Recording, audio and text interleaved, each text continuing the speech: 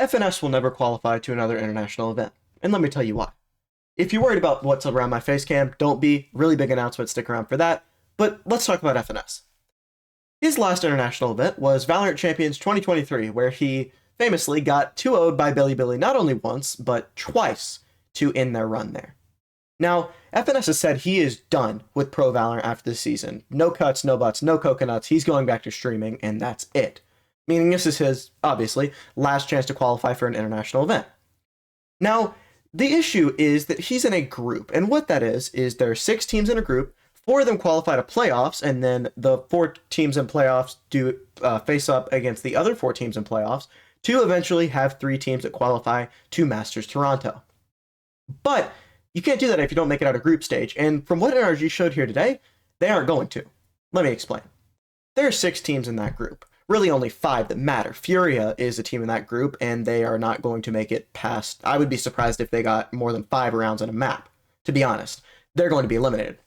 But they also have some really, really powerful teams in that group, like G2, the team that almost won Bangkok, MIBR, a team that almost qualified to Bangkok, and then Lev and C9. Now, you might think, oh, that's 5 teams, and they only have 1 team out of all those that are going to be eliminated. Maybe it'll be C9. Maybe it'll be Lev, and that's what I thought too. I think we can all agree G2 and MIBR are a bit above those teams, so they're safe. But NRG needs to be better than either Leviathan or C9. They've proven they are better than C9, right here, continually. C9 owns them. They are their good boys.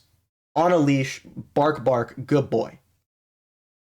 But if you're not better than C9, you're definitely not better than Leviathan with my GOAT Demon 1. So not only are they not even going to make it to the playoffs, where you still don't have that good of a chance of making it into Masters Toronto, you're not even going to make it out of groups. And I think he's going to go out very, very sad.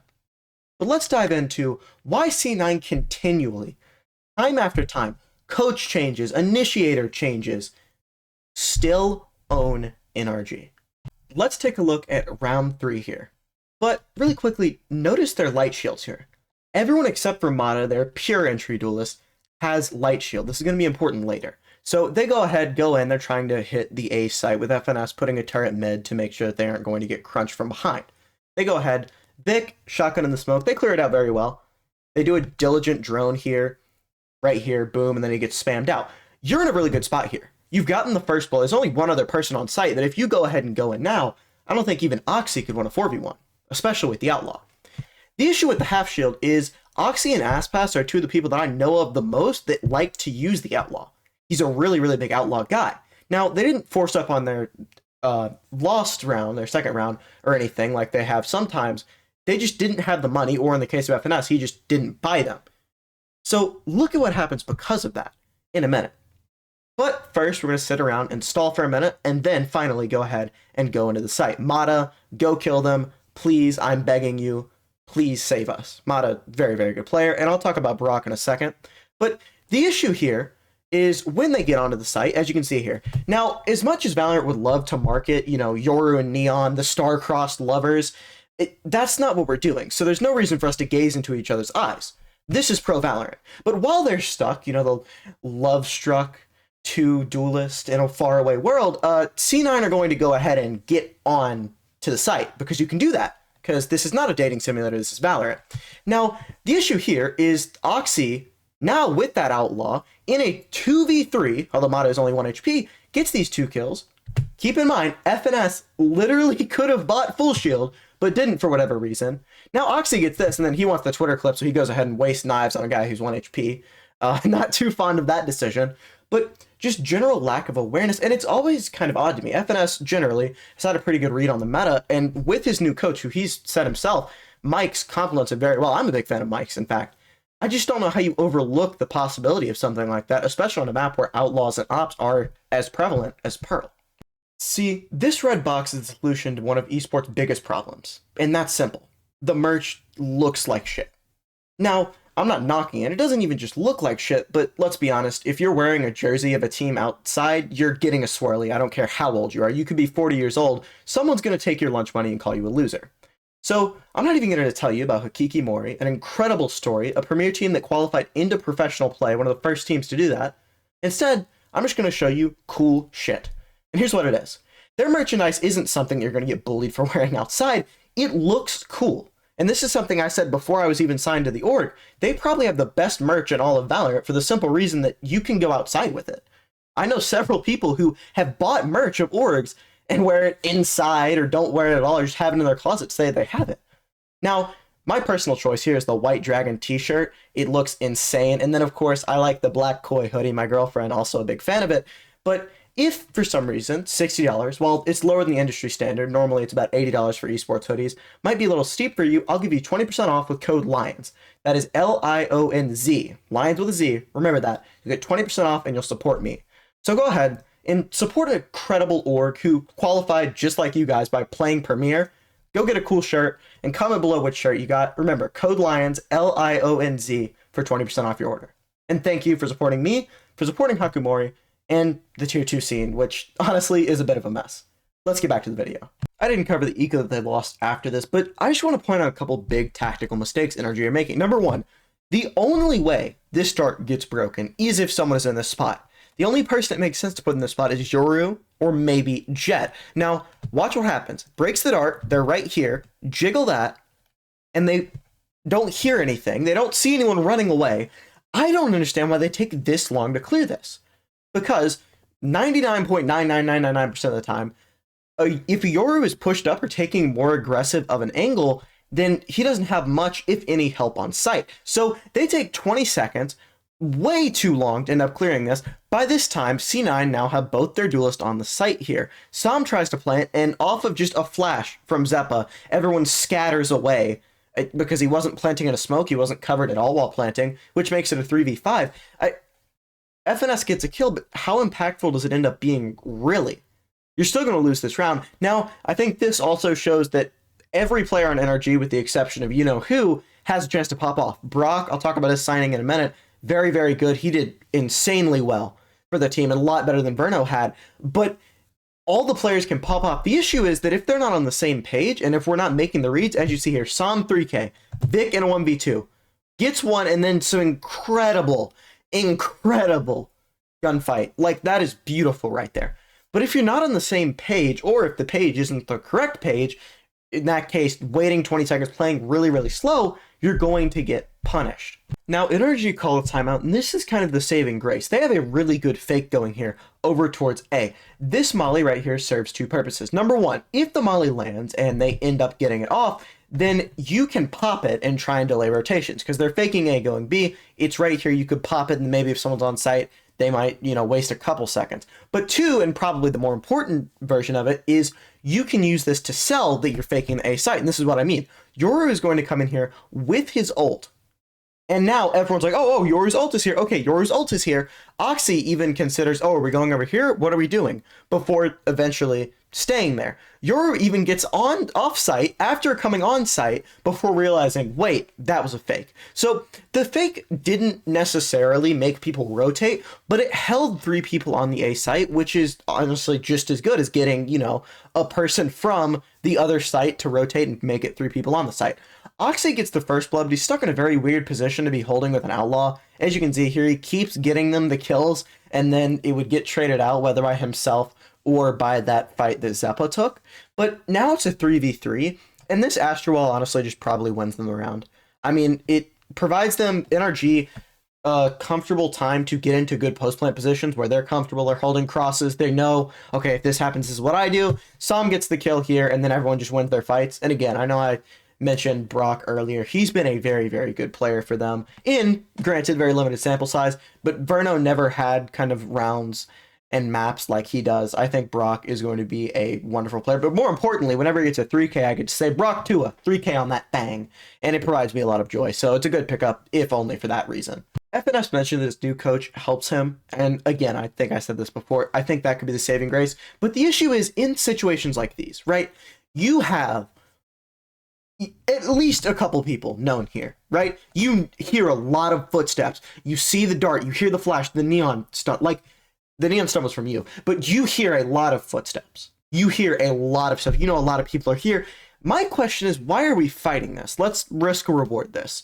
You know they have a very big stack here. They are in a better position than you because you have to run out of this with the flash. They're in a good spot.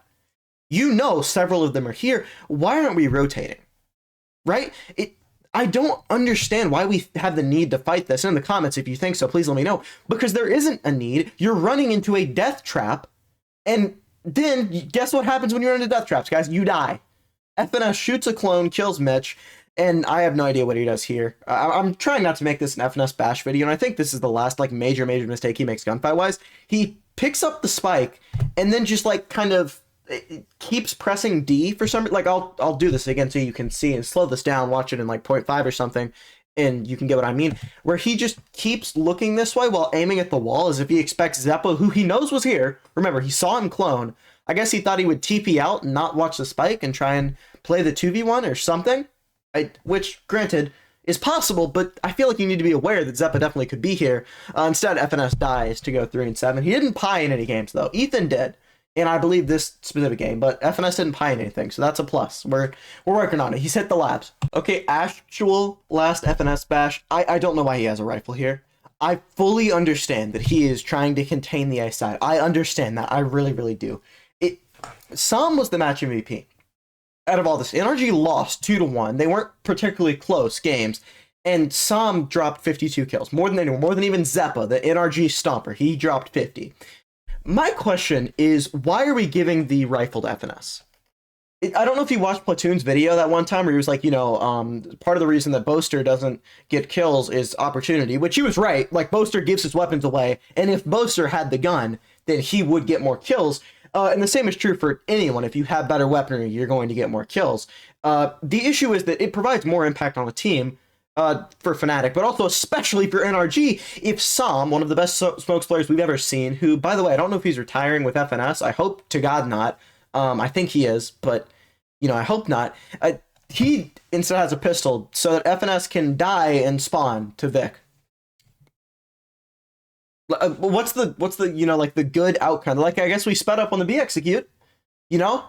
I guess we at least finally did some fundamental Valorant stuff right, but there's also the fact that, you know, we're not giving our gun to one of our best shooters and instead putting it in the hand of a man who's 40 years old and looks older. He's balding worse than my father. My father is 50, right?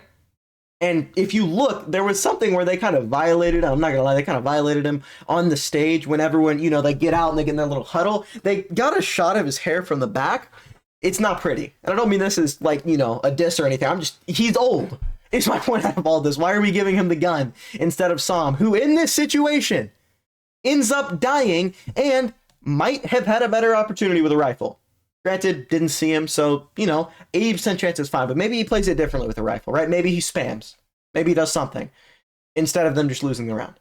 All I have to say about this round is Zeppa hits one of the craziest, like, spray transfers that I've seen in a hot minute. I think on stream, which, by the way, I watch party every single VCT game, and if you've already stuck around for this long, I think that you would love to watch me live. So go ahead, turn on notifications, join the Discord in the description to get notified every time I upload. But I literally screamed out, like, Shroud! He almost killed Sam there. It was so funny. But yeah, so he ends up being upset that he doesn't kill Sam, which I found funny. Anyways, let's go ahead and look at what NRG do on the defensive side, because that's been their main problem. And honestly, there were a lot of good things, a lot better than their attack, I'll tell you that much. NRG's defense kind of confuses me here for a couple reasons. Number one, they have their Sova in spawn. I thought it was for a dart lineup, but then you notice he ends up moving like 10 seconds later and no dart is thrown. It could have been a situational thing, maybe if they heard some, I don't know, art pressure or heard something on A, but he just ends up not doing anything and then going towards B. Ethan gets pinged out by this dart and then TP's out. So you now know, okay, we've had a decent investment on B, but it's only been Sova utility that we've seen so far. So I actually do like the call to not fully rotate thinking this could be fake, because it is and it isn't. They're going to just crunch the B site here. And I think that NRG kind of now realized this. The issue is that FNS is playing Killjoy, and while Killjoy can still be used, I think teams are moving a bit off of the Breach Teo on Pearl specifically, so this is pretty case specific. Like, KJ can still be utilized. It just seems like he's not really using her as you would have another Sentinel do. What I mean by that is if you have a KJ player, you normally want them anchoring. You want them to be able to fight and anchor. This has been a big reason as to why really FNS has struggled with defense side calling, is because normally you want your Sentinel to be able to anchor and have the aim to, in the mechanics to get one. FNS isn't confident in doing that. I think it does really cause them to do a couple retakes that just don't work out. As you can see here, Oxy is doubled up with Zeppa, and as soon as Zeppa kills Mata, it's pretty much over, right? You get that first blood, the entire game plan of NRG falls apart. Now, I want to expand a bit on what I said about FNS. So ever since Ye has kind of left and he's been on the like pure KJ role, right? KJ Cypher, whatever, he has struggled on defense mightily. It was very heavily documented last year with NRG, and it was one of the big reasons that they actually ended up hiring another coach. They wanted someone to help them with defense, right? And part of that issue, and I think a main part of it, is number one, obviously IGLing on a Sentinel is not completely optimal. But second of all, he isn't a Sentinel who you're saying, hey, anchor this site, right? If he went back to here, like back calls and tried to anchor, he would have died that last round, right? Pretty simply, would have just died. And I think that does cause an issue because they are forced to retake in a lot of situations. Like those mollies that he had, they stalled for a couple seconds, but he wasn't able to do anything off of them necessarily, as some Sentinels might have been able to do. That was a bit of a long-winded explanation, but NRG will go ahead and win this eco round. So let's go ahead and look at the next round that C9 win. It's actually a good example of what I was talking about. See, right here, FNS anchors the site and ends up getting 2. Like, this is your ideal thing for a Sentinel. I mean, obviously, ideally, they get out, but he ends up evening the numbers, right? He makes it a 2v2 when it was previously a 4v3. This is beautiful Sentinel work from him. It ends up not winning them around, but that is ideally what you want your Sentinel to be able to do, to get 1 and then get out, or get 2 and then die on the site. It ends up being Ethan has to kind of stall here for Mata's flank, and it's a very tough job, because if Ethan dies, then he essentially has just lost the round for them because they'll know where Mata is. But if he doesn't show enough presence, then they're not going to want to contest him too much, right? Like if they don't know he's there, they could think, oh, he ran away, he's with Mata now. But he doesn't want them thinking too hard, wait, where is Mata? Wait, we haven't seen Neon. And about that, as you can see here, when he's alive, when he shows he's alive, everyone is thinking, okay, kill Ethan, go, go, go. Then the second he dies, they turn around to Mata and go, well, obviously he's here, because he is. So it's a really fine line. And while Ethan did struggle this series, I think they have him on the Yoru as more of a support Yoru and not a fighting Yoru, right? There are different stages of Yorus. And Ethan, I still remember in 2023 NRG when he whipped out the Yoru on Breeze, they were light years ahead of the meta on that one. But he's a guy who, he'll have some good flash lineups, he'll have, stuff like that. You're not exactly expecting him to drop 30 on the Yoru. Not much to add, but I really like this idea from C9 here on how to kind of get into an Astrostar, right? So what happens is, as you can see, Oxy just helicopters over them, floats down, gets them to look up. If you can see there, Brock looks up, and then Zeppa comes in the smoke. It's just a bit mistimed, right? It doesn't work out, but it was honestly a really cool idea. C9 called a timeout before this. Their economy is nearly broken. You have to win this round, right? NRG look like they could be on a comeback. The issue is, again, NRG, I've said before, they have a lot of star players. If they were to plug someone like Rossi into this system, I could see them being contenders. But you can't have a 4-man roster plus a coach who might occasionally get a kill. Now, granted, if FNS works on that, they have potential, but right now they're going to continue getting farmed. But again, I've commented the individual play a ton, and look at what happens here. Zeppa spots them all here. So he's thinking, okay, 3 people here. Sam has the presence of mind to cross. This is a genius decision. Keep in mind, Ethan just died. C9 got the first blood. Zeppa does not need to fight this, but he does. And it ends up getting them killed. Now, he didn't fight this alone, right? But I think that if Oxy got that first blood maybe a couple seconds sooner, and the IGO gets to think, wait a minute, do we need to take this fight? We could plant. Instead, with them up numbers, they take this huge fight. Sam with the crossfire with Brock to a 2K on that thing this time ends up pretty much winning them around. Vic gets swung by FNS. Good kill. Like he swings into him. Gets the kill. Great job. Vic's crosshair placement was slightly off. Yippee. C9 ended up exploding on a B, winning the round with Ethan opping over on A. Not too many complaints about this round. You just got ran down and outgunned, to be honest. But one thing I do, kind of a nitpicky thing, FNS has 4K and he's on 6 shield. It doesn't end up helping him, don't get me wrong. He got one shot to the face by Oxy with the Vandal, but just little mistakes like that. I'd be interested to see if that's an economy thing where he just is like, this shield isn't valuable enough for the 1K or what, but I just don't really know why that's the case. I think it's an oversight. Unless, of course, they have had some funky reads on stuff like regen shields and then forcing up on your eco after you lose a pistol. So maybe that is a read that they have. I don't know. NRG end up wasting the Yoru going into this, right? Ethan 6 and 17. Don't want to harp on it too much. He's a good player, great flex. But on the Yoru, he hasn't been as good as you would like. Definitely. He was honestly, I think he ended up being worse than FNS in terms of kills. But yeah, dies there with the op, and then Sam. Good job getting Mitch's ult out, but that's going to be pretty much all he can do. And he knows it too. Here comes the Astra suck. And then he's going to tap again and then get the ult drawn out. After that, boom, boom. Good job. 12-9. But NRG still have a fighting chance here, especially considering they were down, what, 7-1 at one point? After losing the last round because they were opping into a retake, NRG decided that the only reasonable thing to do is to double op on both extremities of the map. I do think, to be fair, this game would have gone differently if it was a 6-6 half and you were able to get ops online for, Yoru and for your duelist who could, get in, get out, and hold a lot of space. I do think it would have gone a lot differently, but it didn't because you didn't win your attack rounds, so, that's that. Mata ends up getting a kill after Brock goes down to net. So after that, though, it's pretty much all she wrote, right? 3v4. Ethan is going to have to come in here with an op to retake. But the thing is, they don't end up retaking. And this is why this is the Valorant equivalent of, bag work for basketball, right? This is such a smart play. Like, I will not get over how smart of a play this is.